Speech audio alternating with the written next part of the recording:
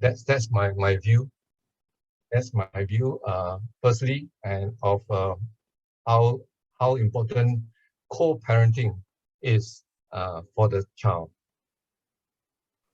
Thank you, Chee. You did mention that there is a course, is it, for a longer session for those who are interested? Yes, of course. If I come from Center for Fathering, and in Center for Fathering, we are now promoting both the Dads for Life and the Moms for Life movements.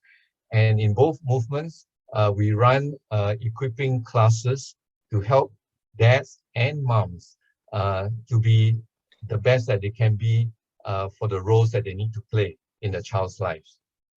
Thank you. So there's no more excuse for parents say, oh, I never go for lessons to be a good father or a good mother. Yeah, there's always this. Chiam, this is like a 1-2 day, or it's like a full day program? No, I guess this is Singapore. It's kind of like difficult to ask people to attend one full day course. So the longest course that we have is 5 hours. 5 hours. Okay. Half a day. Longest course, yeah. Nice. But we also encourage companies and organizations to also engage us for 1 hour talks and things like that, just to get some basics understanding, right? Yeah. Very important. Thank you. Okay, Lena. Today we're talking about inflation. Everybody's talking about oil prices going up, food prices going up. But it's no wonder, as you know, we do financial planning very detailed in MoneyOwl. So we've met thousands of different young couples. And they're all asking, one of the critical questions is that they find the cost of raising children in Singapore is quite challenging, right? So and some have decided not to have children, even though they are married. So, well, I mean, as the financial solution expert here, is raising children really that expensive? Yeah, could you shed some light on this? Okay, thank you, Colin. Earlier you mentioned that most of the time our talks are talking about financial numbers, and we won't be talking about hard numbers today and stuff. So I've tried to use more stories to share about how we can go about this topic about raising children and the cost of it. Yeah, so actually you're not alone. I have gradually more and more friends who are getting married in their 30s, and they are telling me that they don't want to have kids because it's just too expensive or too stressful to raise children. And I think some of the issues which Dr. Zheng and Chee were talking about could be some of the contributions in addition to the cost of raising a kid. But I have raised 4 kids, and I'm here to share some some good news that actually it doesn't cost so much money. So if you ask me exactly how much it costs to raise kids, right, there are actually many blogs out there that try to estimate how much it costs to raise a kid from the age of 0 to 18 years old. And this amount, depending on which blog you go to, would range somewhere from like $200,000 to $500,000 per kid. But if I were used to use this as a benchmark, and I have 4 children, can I really say that I have spent $1 million on my kids? I don't think I've even earned that much money. So definitely, I don't think it actually costs that much money, especially when it comes to once you have more children, right, there's economies of scale as well. So when I got my first kid, right, my husband and I were very young, and we were only earning about $4,000 thereabout in terms of combined income. Obviously, we didn't think that we had needed to have like a X amount of money or X amount of income before we decide that we could have children. So if I recall the video that you shared earlier, that we actually make life decisions before money decisions.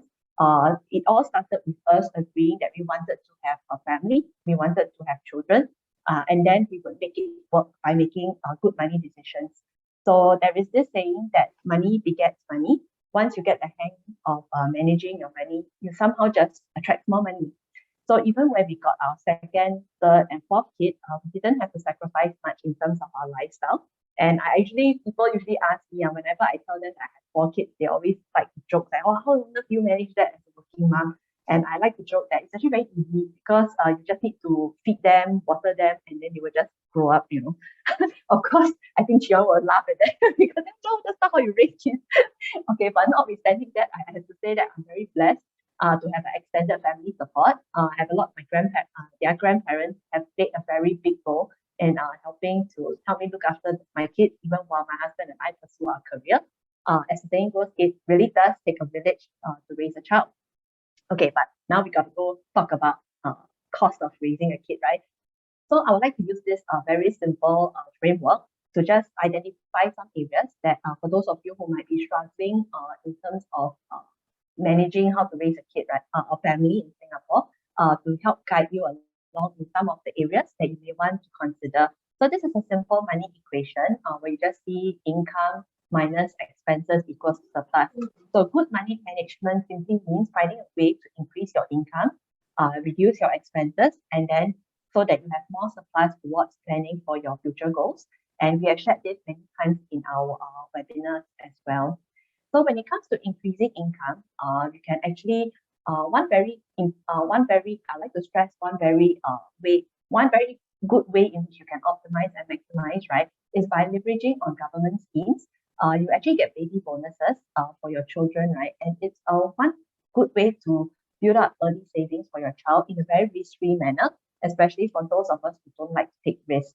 So if you're able to, instead of spending the cash gift that the government gives you, the $8,000 to $10,000, you can actually use it to top up to your child development account to maximize the dollar for dollar matching, so which instantly gives you 100% returns. Then this money in your child development account actually earns about 2% interest and will subsequently be transferred to your child's post-secondary education account, which earns about 2.5% interest risk-free as well. So with this method, I have done this for all my 3 kids, because my first kid at the time don't have baby bonus. And I am very happy to say that I've actually managed to save quite sizable amounts for them just by doing this method. And I didn't really have to top up a lot of money by myself. Then I think the next part here is about insurances. When you get your first child, it's natural for you to want to give them the best. So many parents will start buying a lot of different kinds of insurance for their kids. And your agent will also recommend many different types of plans to you. But the only plan that your child absolutely must get is actually just a good hospitalization plan. All Singaporean babies will be given a Medisave grant of $4,000. And this is typically sufficient to help you pay the premiums for MediShield Life up to their adulthood. So if you would like to give yourself more choices in terms of healthcare options for your child, you may also want to consider upgrading this plan to an integrated shield plan, which is very affordable while your child is young. So after you have taken care of this basic insurance for them, actually the focus should come to yourself. There's this goose that lays golden egg, right? Your child is the golden egg. You are the goose actually. So rather than focus on ensuring the golden egg, right, you should be actually ensuring yourself as the income provider of the family. Your children do depend on you to make on your income at least until they achieve their own financial independence, which could be another 10 to 20 years away. So it's very important for you to review your insurance coverage if you haven't done so already, to check if you have sufficient coverage for them. And this insurance doesn't have to cost a lot of money. Contrary to a lot of people thinking, they think that I'll buy insurance for so many things, I confirm no money already, right? One way to manage your expense is by using term plans or low-cost insurance, because the coverage that you require for this kind is usually temporary in nature. I.e., you only need to cover your children until they are financially independent, which could be about 20 to 25 years later. So a basic term plan will suffice. And just to give you a cost estimate, $1 million coverage for death and permanent disability for someone who's 35 years old today only costs about $60 per month.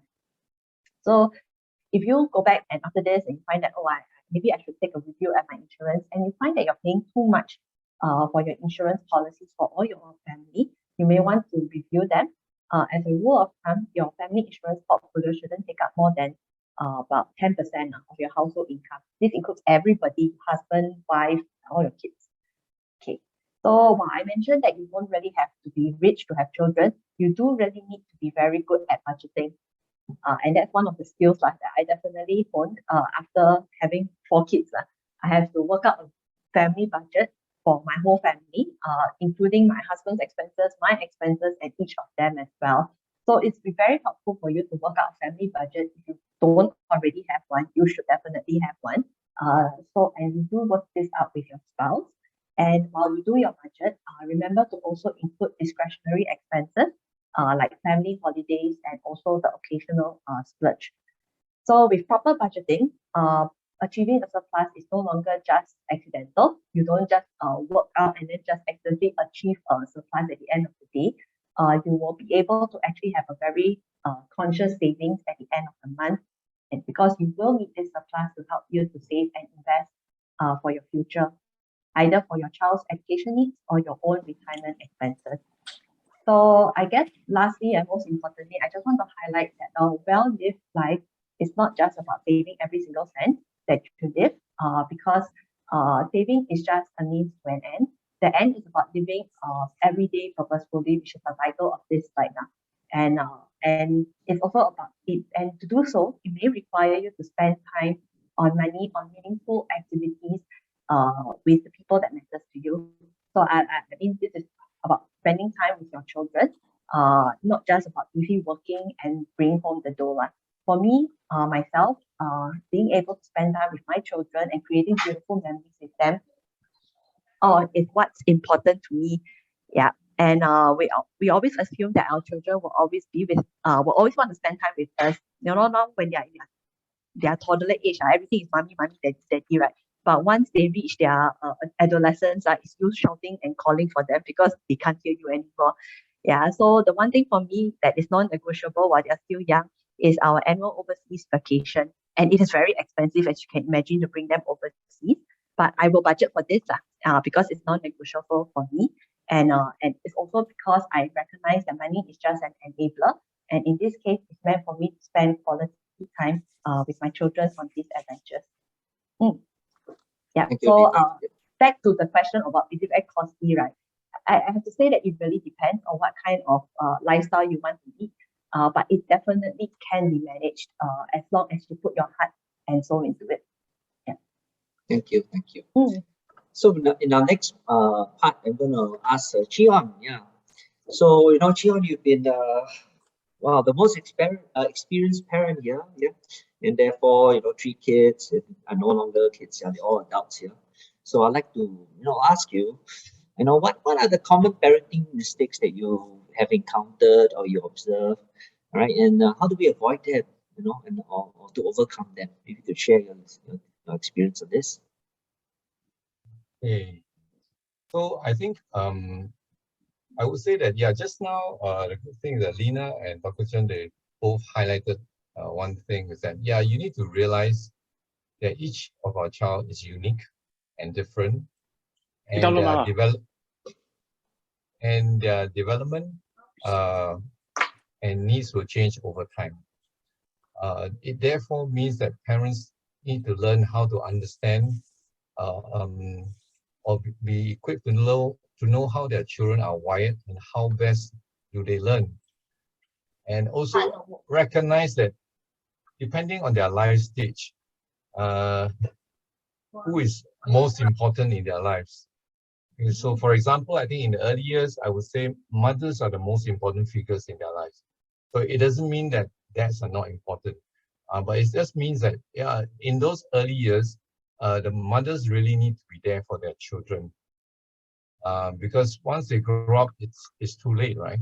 And so the father's job is really to make sure that the wife is in a best state of mind to mind the children during those years. But then as the children grows up, the father becomes a little bit more important. And during this time, moms will then learn to help and encourage the dads to step up and spend more time with the child. And when they become teenagers, suddenly their friends becomes the most important and the parents are horrified. How can that be? All right. But that's how the children grows. I mean, they will grow. Like I say, if you just feed them, they will grow. Yes, they will grow. But their needs changes, their development change. And so I think it just boils down to the fact that, we really need to encourage parents to learn and be equipped to handle these challenges even before they become challenges. Otherwise, by the time you send out an SOS, it might already be a bit too traumatic, right? So we really need to learn and prepare for parenthood at least one step ahead. I always encourage people, that the day you get pregnant, you learn how to take care of your child up to the toddler stage. And while they're still toddler, you learn what's the next stage. And so it's really more about parents needing to adjust to the growth of the children and not the other way around. Because the children are going to grow and they're going to change. And it's really often the parents who don't recognize that they are still using the same style, the same method that they had used when they were younger, and suddenly they find that it's not effective anymore. Not only is it not effective, each of the child now have a personality of their own, and you will be challenged to say, if I say this thing, all three of you must agree that that's not going to work. All right. I always tell parents nowadays, if you want the same outcome for all your children, then you need to use whatever number of methods. If you have three children, you need 3 methods to get 1 outcome. You use 1 method, you will have 3 outcomes. Right. So we need to learn how to cope with this. I think that's a challenge. I think many parents face. I was just having time with some of the parents last evening from a school, and I asked them, have you heard all that I've shared with you about this before? And they have not. And I said, wow, which means to say that there's still many parents out there who are not equipped to parent and grow and adjust to the growth of their children adequately. Yeah. Thanks, Yuen. Actually, I was something you triggered me is that I used to teach. I used to teach secondary school diploma. So I remember a conversation with a mother who was a single mother, and she explained that I have to talk to the child, and because she cannot talk to her child, and at secondary school they become rebellious, yeah, and they don't listen to the mother, they listen to teacher. So I have to be the one talking to the child. So I think this is one of the things that I really appreciate what you're saying. That as they grow up, actually you still are constantly a parent to your child, right? And you have to adjust to fit that. Yeah. So this is something that I think is important, that we have to. Sometimes we also forget that this is going to happen. Yeah, eventually your role's going to change. Okay, thank you. So Dr. Zheng, right? As parents, we always have when they're young, it can be quite easy for us to just talk to them, talk down to them. They're young kids, right? But of course, we know that they're going to ask a lot of questions when they're younger, quite innocent questions, yeah. But as they grow up and they become mature, they go through this very scary phase called puberty. I believe the questions that they ask has more gravity, right? So as parents here, share a little bit about how can we, as parents, approach some of the difficult conversations that we might be having with our own children, right, as they get older. Yes, can you share? Thanks. So Colin, the thing is, if they come to you with the questions, you should be so lucky. The problem is when they don't ask you at all and they try to find the information themselves, right? That would be scary. Yeah. So the thing about difficult conversation, the truth is there is nothing too taboo that you cannot have a conversation with your child. So of course, some topics are more appropriate to discuss at certain ages than others. Say for example, the birds and the bees, you're not going to tell a very young kid about these sort of things because that would be inappropriate, right? So first of all, to really gauge whether this is the appropriate time to talk about these things. And then, some of the common topics would, as you mentioned, puberty, sexual education, death, sickness, even serious world events. So I would say use daily accessible examples to go into the conversation. So say, for example, when you're reading a storybook, even an innocent book such as Little Red Riding Hood, I have used it to discuss about stranger danger with my daughter. And then from there, then we had a conversation about, which body part is private, and how to protect yourself, and things like that. So you could really just use even stories, and of course with older kids, then you would have to use information that is more relevant to them, such as social media. So the important thing, I think, for parents is really to stay abreast on what is going on in their world, because if you think that they will come to you with the information, then you would be so wrong. So most of my patients, the younger ones, they tell me, oh, I know this from the internet. I go online and they tell me about Discord, they tell me about Reddit. And to be honest, even though I'm not too old myself, I think I was quite stunned. I was like, what are you talking about, right? Yeah. So I think what is important is you want to know the enemy, right? You want to know about what is going on so that you can be prepared. And I would say take the initiative to have the conversation with them. And before having that conversation, set the context, because you don't want to sound like it's out of the blue.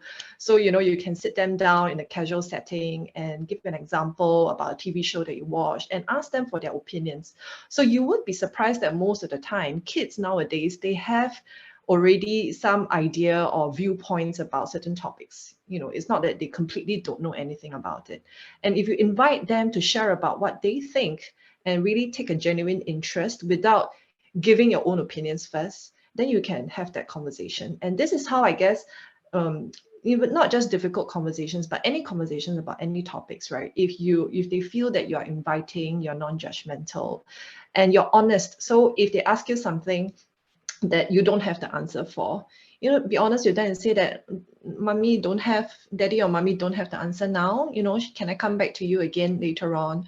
Or, the other day my daughter was asking me, Mama, why do people die? I don't want to die. And to be honest, at that point in time, I was so stunned. I didn't know how to answer my daughter, and I'm a doctor, right? So I told her, yes, I agree with you. It's scary to think about death. And I think if you can put yourself in her shoes and empathize and say, yes, I understand that this is difficult for you, it is scary. And sometimes that brings the anxiety down, and it takes away the secrecy and that shroud certain topics. So you want to be the one to give the information. You don't want a kid to turn to other sources of information. So then, first and foremost, you need to know what's going on, and then second of all, you need to invite them to have that conversation with you. So that's what I would suggest, to have difficult conversations with your kids.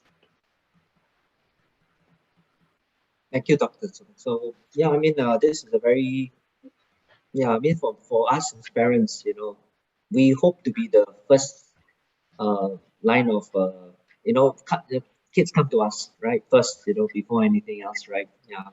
So I guess this is something that we all have to, challenge ourselves, to be open enough for our kids to, to come to us. Thank you. Yeah, Lena, yeah, talking about money, just now you shared a little bit about how for having 4 kids, you're able to, support them and all that, and encouraging all of us to actually, think about children, not just monetary terms, but go beyond that and then make your life decision the centerpiece, right? Yeah. So on this note, yeah, I mean, I guess for us as parents, we also want to inculcate the right money attitudes, for our young children. Yeah, because in today's day, mom and dad usually are the one providing allowances, and on social media, my son is into cars, so he looks at the car and says, wow, this guy got every day can drive a new car. I want to be a YouTuber, So these are the things that they are facing, right? Like money is like everywhere, so easy, right? But yeah, so the FOMO experience comes in again. So could you share a little bit how can we as parents, how will kids handle this frame of this money management? Yeah, yes. Go ahead. Yeah, I think one of the themes that have run through all our conversations is that it seems that more and more of our children are getting influenced by social media. I think one of when I was thinking about what Dr. Zheng said, right? My third son loves to watch social YouTube videos about global politics. Yeah, very cheap topic for a 12-year-old. But he always comes to me and then start talking about, the US and the UK and the Europe. And I was like, oh, these topics at the end of the day, of a hard day at work, you just don't want to engage. But yet at the same time, I kind of force myself to, because if my son wants to talk to me about this, I better talk to him about it before he starts getting the wrong kind of ideas on the social media. Yeah, I always have to remind him that don't trust everything that you see and you hear on YouTube. Yeah, so I think when it comes to, in fact, to your topic about teaching children about money management, the best way at the end of the day is for parents to lead by example, because it is going to be very hard for you to teach your children about money management if you yourself are not familiar with it, or you do not exemplify behaviors that show that you appreciate money management. So I also like to share some surveys, right? According to the National Population Health Survey that was conducted in 2020, it found that 1 in 5 youths aged 18 to 20 actually suffer from poor mental health, and this percentage is actually higher than other age groups. So another study found that the top stressors of youth today are actually anxiety about their future, their financial health, and also about their academic and work performances, which is very in line with what you shared earlier. So as parents, right, if we can really help our children not to feel anxious about their finances through teaching them proper money management from a young age, I think that's one very important life skill that will help them to be more mentally healthy and resilient as they grow up. So when I talk about this part, there are actually three aspects that I would like to talk about in terms of money management. Yes, as you have shared here. So I use the acronym ASK, which is talking about attitudes, skills, and knowledge. And we will talk about each of them depending on the life stage or the age of your child. So when your children are very young, right, greater focus should actually be put onto building the right attitudes towards money, specifically about self-control and delayed gratification. So I think one very important thing that I've taught my kids from a very young age is that they won't get what they want, or just because they cry or they will or make a public scene. Yeah, so when I don't buy a toy for them, because I've seen many parents being held ransom by their young toddler who just throw themselves on the floor, and then they will just kick around and say that, yeah, if you don't buy this for me, I'm not going to leave you. I'm going to like stay on the floor and not get up at all. Yeah, and I think that if, you know, as parents, if we give in to our children just because they throw tantrums like this in public, then what kind of values and mindset are we setting up? Are we teaching them for the future? So I think the other thing is, as a parent, right, I think you will, I think Shion and Dr. Zheng will agree, is that as you raise kids, right, your skin also becomes thicker and thicker over the years as well, because you tend to not care about what other people are talking about, your own, how you raise your kids or how you discipline them in public even. Yeah, because I don't have to explain to observers what is the right way to raise my kids, because at the end of the day, I'm the one who's going to pay the price for how I bring them up. So I don't really want to get too bothered by views from the public.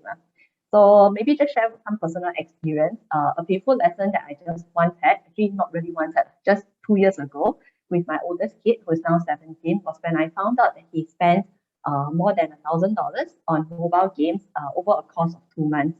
Yeah, and I happened to only find this out because I was checking my mobile bill. So when I confronted my son, he denied responsibility. So you see, first signs of adolescence rebellion already, telling lies and denying responsibility. So I just gave him a choice. I told him, I kind of tell a white lie, I told him that I could either call Google and I'll get them to refund me the money, and then that he will be permanently banned from all his games, right? Or that he could just confess and we could work out a repayment plan.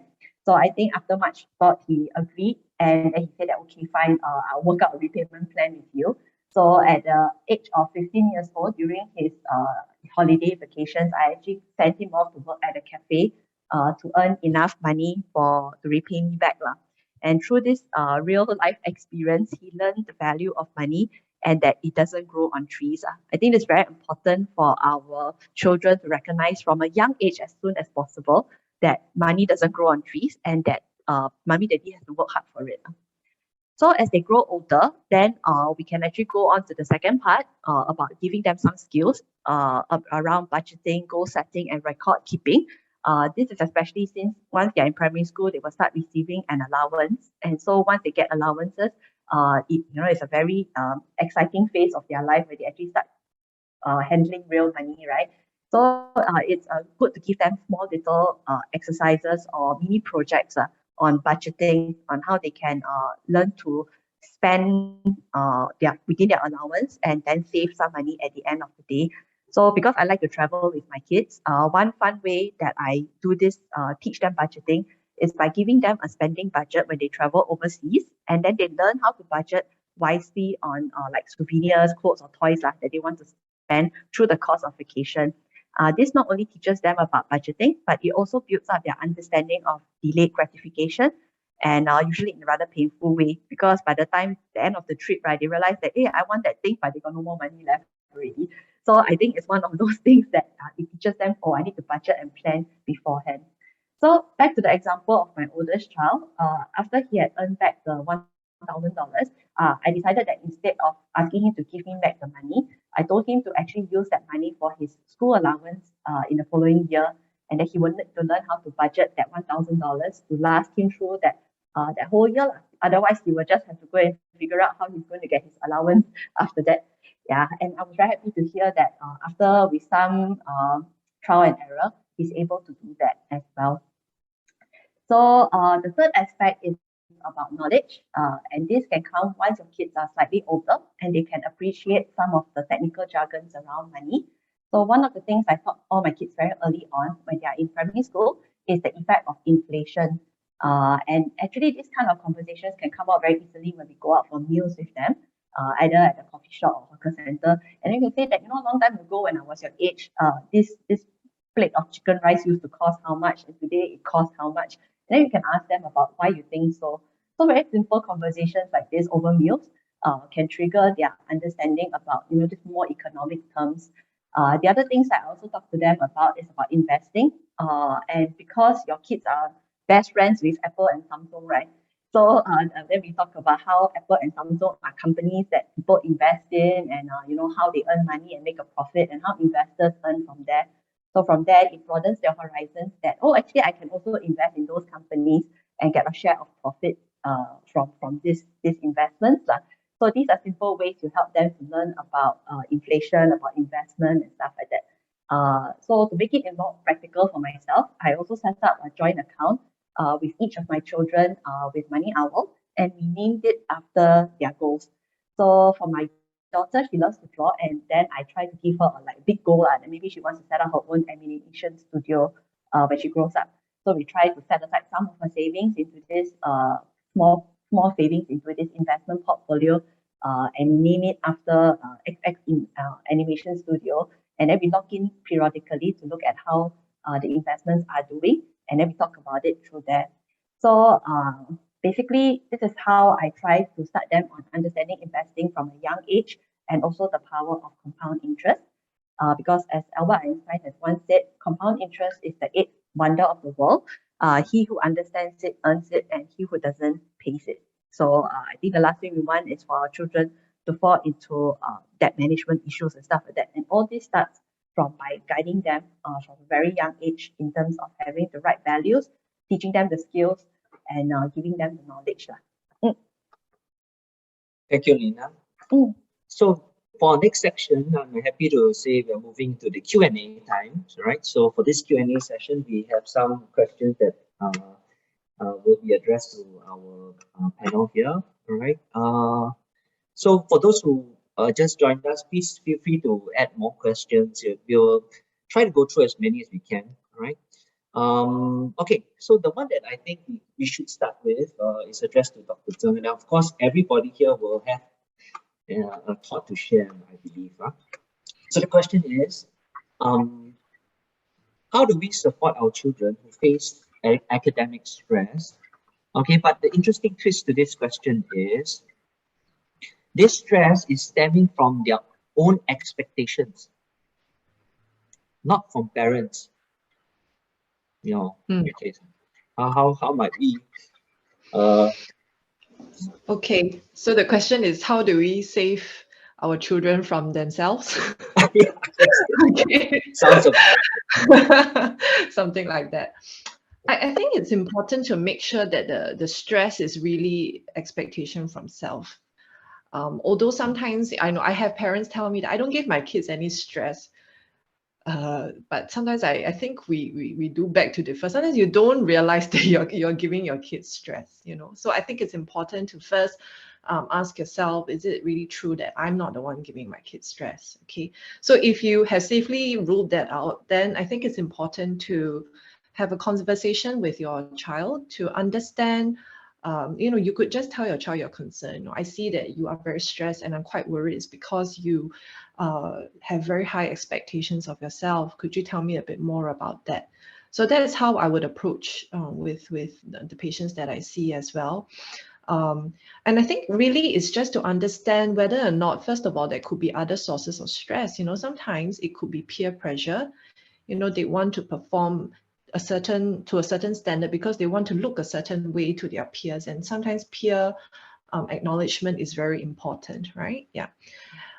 Then if it's not peers, it's not teachers, then it's really then personal goals. Why are they pushing themselves so hard? What do they want to achieve? And by pushing themselves this way, will it really help them to go the distance and reach the goal that they want to achieve?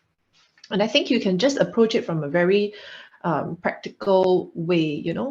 If you were to constantly think of yourself this way, if you were to constantly do things this way, do you really think how do you think it really help you get to where you want to be? And invite the child to also look at what they're doing and how they're thinking of themselves, and also then really have a conversation about it.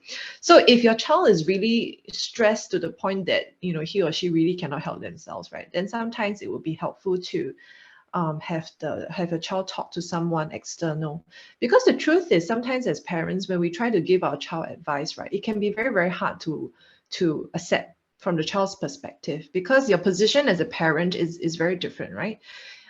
They would still feel worried about burdening you. They will still feel worried about making you worry. So sometimes it would be good to then ask a child, do you think we could get you some help? Would it be helpful for you to talk to a counselor? And then, we can try to work it out from there. Yeah, so that's what I would suggest, to really make sure that the stress is not coming from other sources that could be modified. It could be the school even, right? And if it's really a matter of your child's personality or the way that they think, right? If they are young, it can still be modified. And I think the important thing is to help them to understand, to gain the insight that certain ways of thinking may be helpful for now, but it's not going to help you sustain, because you might burn out, right? Yeah, so that's what I would suggest. On this note, I think I only have two kids. One of my kids is a bit on the perfectionist side. So during the PTM that I just had last week, the math teacher was saying that she writes so perfectly, like a printer, so perfectly, and all that. So I'm guessing this is something I should look into. Yeah. How about the Cheon and Lena? Any thoughts on this interesting question? The child is the one having high expectations. That any thoughts on this? Actually, Okay. Lena, go hi, ahead. Jian. Oh, okay. Actually, I wanted to ask Dr. Zheng, because I do, my daughter actually comes home from time to time and share with me about her friends who are very stressed at school, and then she's 14 years old this year, and that they feel like they are depressed and they want to see a psychiatrist or someone to talk about. And their parents are the one who tell them they don't want to bring them there, because they feel that or maybe they kind of downplay how the kids are feeling, or they don't want to have the stigma or something like that. So when my daughter tells me that, I also don't know how to react or how I can help the child, her friend, from there on. Perhaps do you have any advice for this kind of situation? Yeah, so I think it's a good sign that young people nowadays are more aware of mental wellness and wanting to seek help. So there are some avenues in the community that young people can go and seek help on their own. So in the community, there is this service called Chat. It's run by IMH. So they have, I think there is a chat program that you can text them, or you could send an email to them, and then you can arrange to see a counselor or a doctor from IMH. And this is not considered a clinical consult. And I think the center is located in Orchard Road, so it's quite neutral. So it wouldn't be registered as a clinical consult per se. So you can talk to a professional through community avenues. Other avenues that would be way more accessible would be a school counselor. But I suppose sometimes kids may have some reservations about telling school counselors issues, because then the school counselor wouldn't tell the parents, and then sometimes that would just break the confidentiality, right? Yeah. But certainly in the community, there are mental health organizations such as Singapore Association of Mental Health, Singapore Anglican Services, right? So they do have counseling services that you can easily access and seek help from. And it is confidential as well. And for example, for the chat service from IMH, if the counselor feels that this young person needs further assessment by a doctor in the hospital, then they will seek the young person's permission to reach out to the parent and to highlight to the parent that, you know, a clinical consult by a doctor is required, would be recommended. Yeah, so that's what I would suggest for youth to get access to help safely in the community. Thank you. Chee, you wanted to add some thoughts on this? Just some quick thoughts. I think to parents, I just like to say that first of all, don't freak out when we hear of such things, because I think as earlier mentioned, the stress that children feel today is not just from us necessarily, but because of the internet and being exposed to social media and all that they see. You know, the comparisons that's being made now is on a global basis. You know, it's like I can tell my child, wow, you're playing good guitar and all that. They said, no, this is lousy. Why? Well, they look at YouTube and they compare with those who are like eons, or I mean, way ahead of them, and they feel the stress. They you know, they feel it. So until they come to a point where they mentally learn to accept themselves or who they are, some of this stress will be inevitable. But for parents, just need to stay calm, and as Dr. Zheng mentioned, just help them through. And if they need help, please go for it and support it rather than block it and worry about the stigma and so on. Thank you. So yes, another question that I see pop up here is also quite interesting. So the parent is asking, how do we establish open communication with teenagers, especially during the phase where they start to close up? Okay, I'm not sure about the rest of it, but for me, I think I'm about going into that phase already. Yeah, I'm here. I believe over already, is it? This phase for you? Yeah. So anyone want to take on this question? How do you establish you know, the time when they are starting to close up?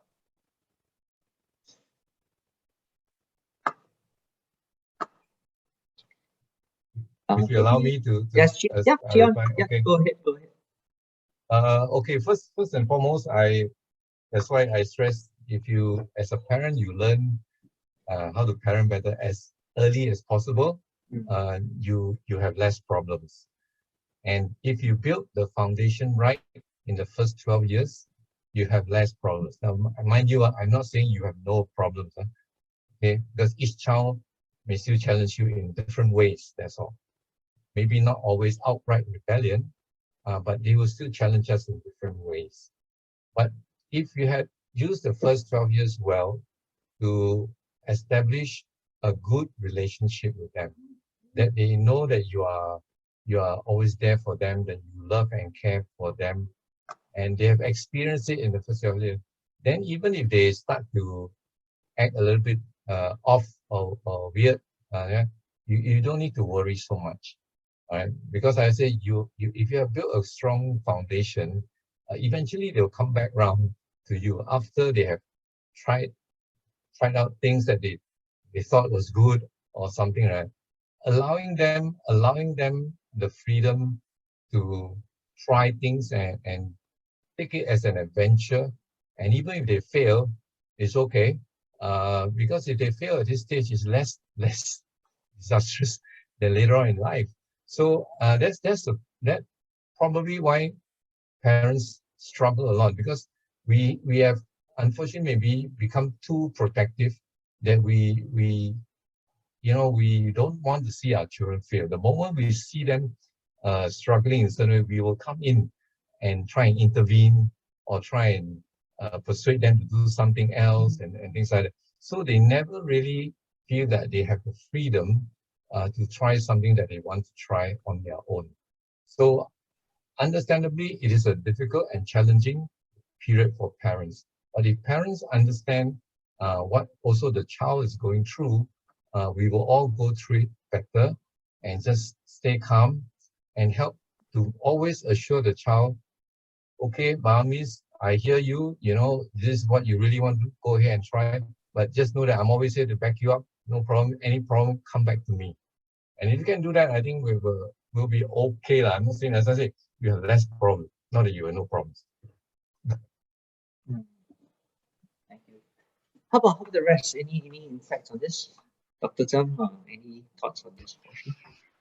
I think I agree with Chee on. The truth is teenagers will close up. I think it's a developmental stage that they just have to go through, right? They will start to insist on their privacy. They will not want to share everything with you. And I think in terms of communication, then at this age, rather than complete openness, because probably you'll be the only one trying to be open with them, rather than them trying to be open with you, then it's really just effective communication. You want to know just about enough.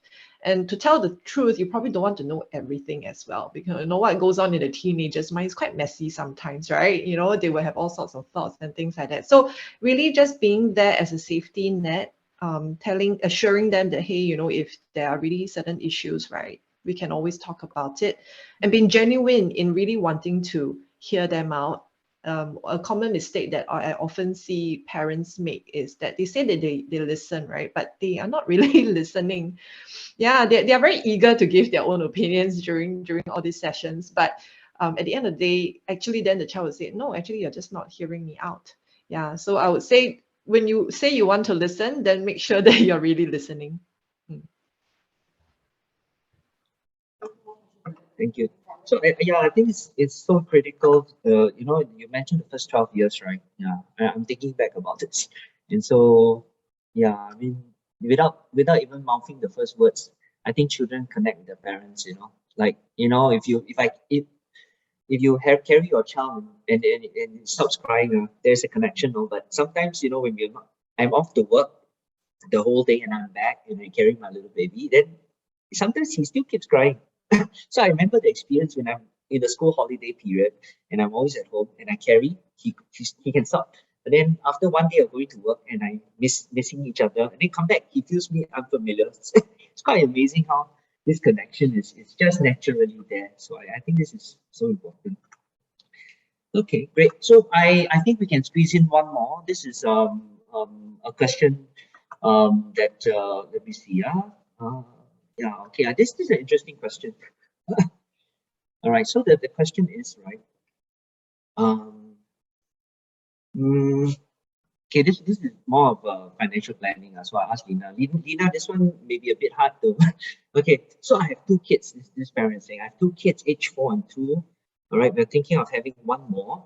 I'm expecting a career change in 5 years, and my wife will go through to be a full-time housewife. And then she asked, how can we ensure a financially secure future? We just bought an EC. Household income is 10 to 15,000 a month. Yeah, could you share a little bit, Lena, based on your experience, with so many different financial plans we have at MoneyOwl? Share a little bit thoughts on this. Okay, thanks, Colin. Actually, when I saw this question, I thought it's actually very specific. I don't think it'll be possible for me to give a good advice for this person through this Q&A session. So I think it'll be better if, definitely since you're going through several big life changes from having one more kid to doing a career change, plus the wife, plus your spouse is thinking of going into full-time stay-home mom, then definitely this really warrants you to do a proper financial plan in order to see how all the different pieces fit in. I think when it talks about financially secure future, definitely we can't run away from CPF because CPF is the bedrock of our financial planning or retirement planning. So I think it's also important then, if you can do a proper plan to see how you actually might have already more than, you might have already actually have a good foundation through your CPF savings that you have built up over the perhaps 10, 20 years. And that could give you some assurance of whether it is possible for you to embark on this career change, or whether your spouse can, or whether you have enough buffers for your spouse to actually do take a gap year or so in their careers, and whether you can even afford one more. But as I've mentioned in my sharing of my own experience, right? I actually did not see having a huge jump from having 2 kids or 3 kids or 4 kids when it comes to the family expenditure, mainly because of economies of scale. Of course, I don't put my kids in the like those very high class atas kind of childcare where it costs like 1,000 plus per month type.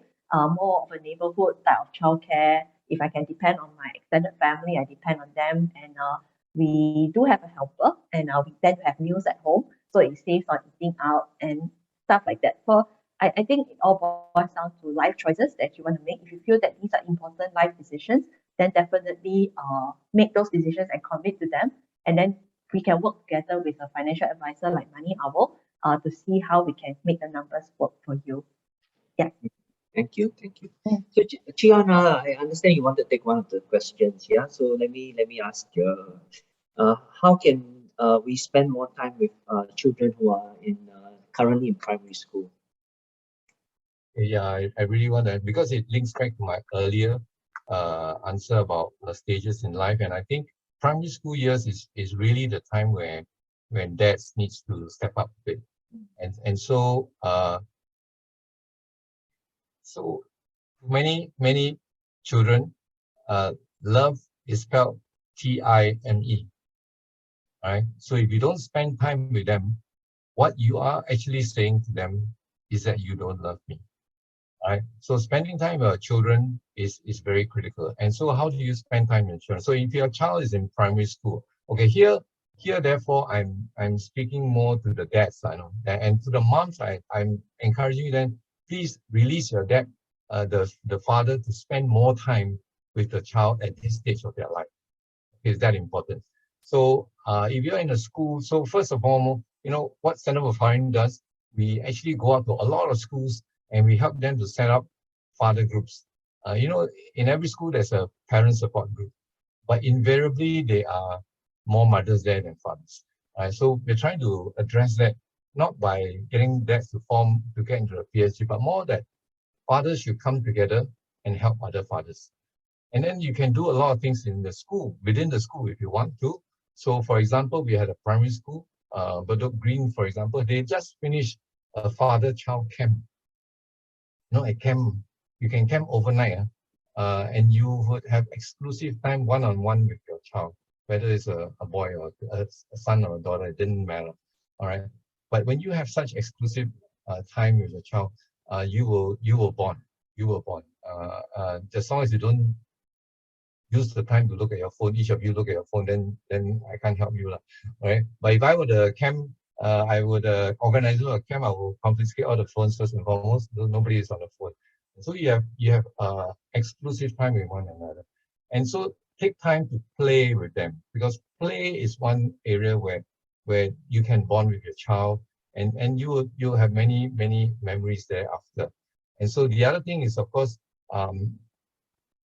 maybe at a certain time, you learn to have one-on-one dates too. Dating your child is important, because as you can also, as a boy will look up to the father for some things, but as a daughter, you also learn if you ever get a boyfriend, how should your boyfriend should behave towards you.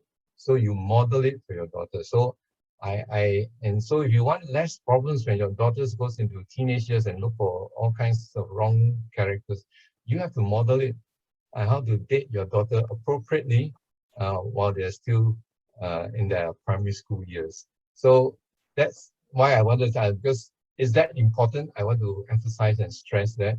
And if if you're in a school and you want to check the school leaders whether there's a father group, if not, come to us, Center for Fathering, and we will help you to set it out, and we will help you to do all that you need to do if you want to do it together. And I do emphasize this, there's also value in doing things together as a group of fathers, so that we know that we're not alone. Because sometimes it can be very lonely as a father, and we, as men, we seldom talk easily about such subjects, right? Not as easily as moms. So therefore, it's also about dads helping other dads in the journey of fatherhood. Yeah, thanks. Thank you, thank you. Yeah, I mean, this is all very, personal to me also. I think what the first struggle is that, as you mentioned, men tend to not speak so well. So when we first dated our wives, I mean, before we were married, I think we had a lot of deep conversation, right? Then along the way, we got married, right? And then we forgot honeymoon years over, children came in, and then we start forgetting how to even speak to our wives. Sometimes it happens, yeah. And then now you're telling me I have to speak to my child. Child, oh my God, it's like, oh. So it's something that we constantly need to keep on our toes. Yeah, always be aware of this, and so important. All right, Yeah. so thank you. Yes, Colin, Lena? I don't Yes. want to add on to what Chee said. Oh, sure. Because I have 4 kids. So actually, one of the struggles that, when they were young and they could play well with one another, that was fine. But as they grow up at different life stages, because some are in poly, some in secondary school, some in primary school, right? So I find that it becomes very, very important to actually spend one-to-one time with each of them.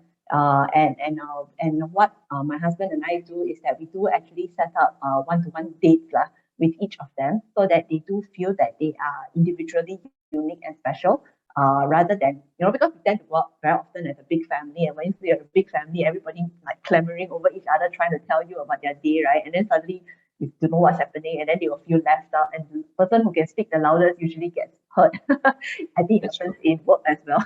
Yeah, so that in order to fix this problem, and so nobody feels that mommy daddy loves them less, so it's very important to have that one-to-one date with each of them. So for those who want to do camping, we can do the one that Cheon mentioned. But then for myself, what we did was that we actually set aside, like, go for short trips with each of the kids to the envy of the others.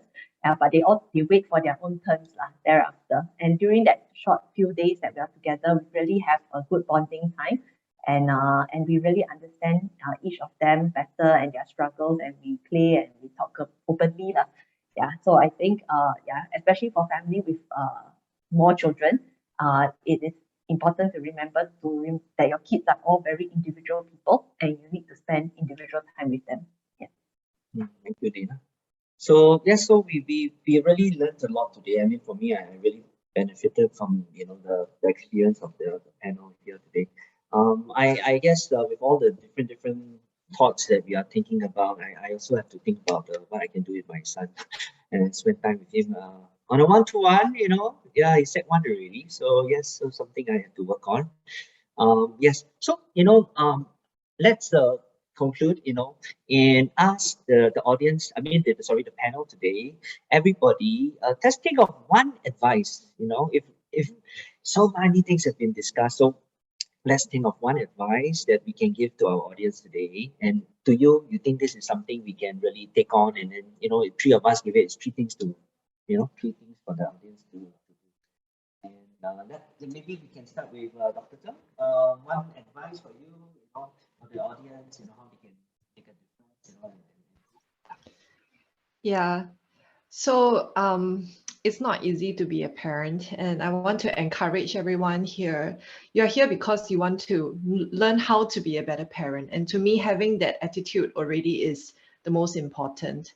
You will not succeed every day. There will be days whereby you will wonder why you became a parent in the first place. You wonder whether you can pretend that this life doesn't belong to you. I think we all sometimes go through moments like that. I think most importantly, I want to encourage those who are doing this all on their own. As much as we would want to co-parent with a partner, sometimes some of us, maybe single parents, and I think that is really, really very difficult. So I just want to encourage those who are doing this on their own, and for everyone else to really take care of yourself first, because you have to take care of yourself before you can take care of your kids. And so be aware of the stress that you're facing. Admit to yourself that sometimes you may not do as well as the day before. And always remember that a child, right, really just needs someone to love and protect them. Yeah. And as long as you have this intention and you want them to grow to be who they are supposed to be, and I think everything should be okay. So I would suggest that to just look at the big picture rather than focusing on the very many details of how you can be better. Just be good enough, I would suggest. Thank you. Lena, will you take this one? One advice you would like to leave with the audience. Okay, so since I'm supposed to provide the financial angle, right?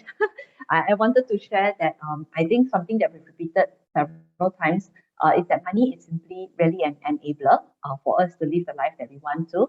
And achieving riches is not an end or the goal in itself. And this is one of the lessons that I learned from my third child, who is a very astute and logical boy, the guy who loves to talk about politics, right? He asked me one day why he needed to save his pocket money. And if I wasn't ever going to let him spend it, then I told him that, all this money that you're saving for is for your university education. And he went like, huh? So it was when that I realized that actually children will never appreciate saving for such an abstract goal because they're not parents. So I revised it to something that's closer to his heart, which is to save for a board game that he wanted to buy. So after saving for a few months, we took that savings and we went to buy the game, and then we had a good time playing together as a family.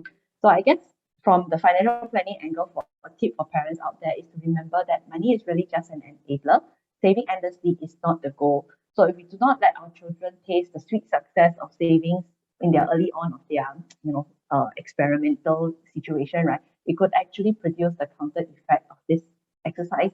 So let them enjoy the savings, let them actually spend it. And then once they feel the sweet success, they will want to have more and more. They'll set bigger and bigger goals for themselves, and they will set them for a good foundation. Yeah. Thank you, Lena. So before Chee shares his thought one advice, I would like those who are stayed with us today, thank you, and also remember to change your name to the one that you use for your registration, so that when we do the lucky draw, we will be able to pick out your name and then contact you. Yeah. All right, Chee, yes. How about yourself? One advice you would give with the audience today. Okay. I think the biggest advice I give is that parenting actually has become more challenging these days. I think what we thought, maybe Lena was right. Sometimes we think just pour water and they'll eat and they'll grow up. It actually may have worked back in the old days, right? I always remember my parents hardly did anything for me, and I still grew up okay. So now I think that mental model you need to change. It doesn't really work anymore. The challenges are different. The influences around our children have changed so dramatically that if you don't have a relationship with your children growing up, you're going to struggle. Even for myself, so I'm telling you, as an older man now, okay, I'm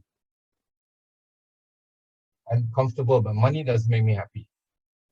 Okay, what makes me happy when my adult children still come and we still can communicate, we still talk, we have a good relationship. Every Sunday night is a family dinner night, and we can have dinner and talk nicely with one another for 3 hours, So that is way more valuable than all the money I have. Okay, so be mindful that at the end of the day, for many of us, okay, this will be the best thing that we can have in our older age.